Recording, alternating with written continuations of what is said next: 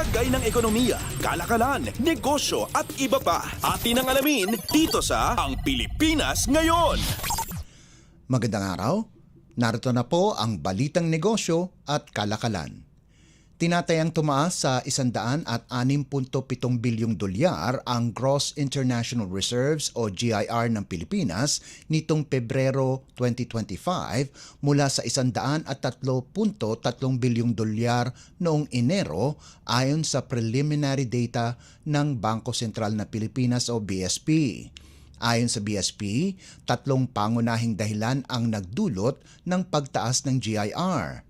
Una, ang net foreign currency deposits ng pamahalaan sa BSP, kabilang narito ang kita mula sa pagbebenta ng ROP Global Bonds. Pangalawa, ang pagtaas ng presyo ng ginto sa pandaigdigang merkado na nagresulta sa mas mataas na halaga ng gold holdings ng BSP.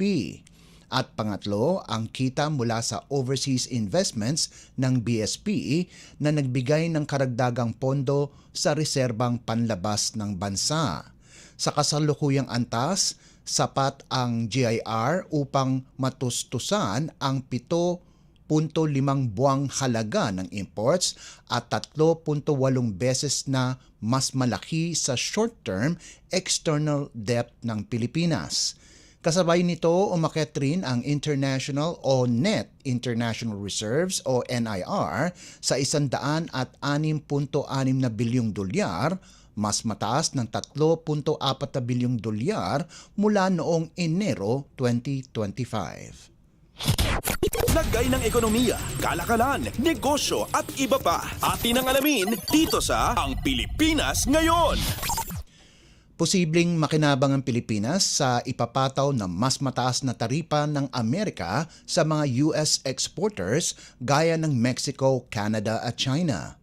Ayon sa Collier, isang global real estate service, maraming US companies ang kailangan maghanap ng paraan upang napanatili ang kanilang competitive price at mag-shift sa pag-outsource na maaring magbenepisyo ang sektor ng business process outsourcing o BPO at real estate sa bansa. Ayon pa sa International Real Estate Provider, ang Pilipinas ang isa sa mga nangungunang outsourcing destination sa buong mundo dahil sa galing ng Pinoy workforce, cultural compatibility at strategic time zone. Inaasahan din na tataas ang demanda ng office spaces sa Metro Manila, Cebu, Pampanga, Iloilo, Bacolod at Davao. Rekomendasyon ng Collier sa gobyerno ay palawakin ang tax incentives at i-streamline ang mga regulasyon upang maging epektibo ang Create More Act at palakasin ang IT infrastructure. Lagay ng ekonomiya, kalakalan, negosyo at iba pa. Atin ang alamin dito sa Ang Pilipinas Ngayon. Matagumpay na nakabangon ang industriya ng turismo sa bansa matapos lumampas sa pre-pandemic levels ang kita mula sa sektor noong Enero 2025.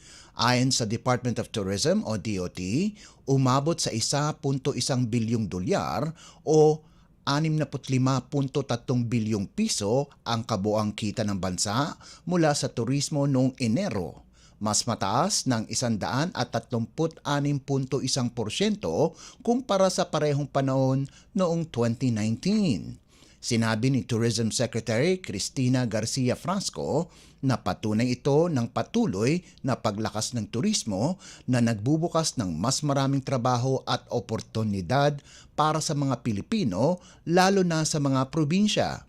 Samantala, umabot naman sa 1.1 milyon ang bilang ng mga dayuhang turista na bumisita sa Pilipinas sa unang 2 buwan ng 2025. Nanguna ang South Korea sa may pinakamaraming turista, sinundan ito ng Estados Unidos, Japan, Canada at Australia.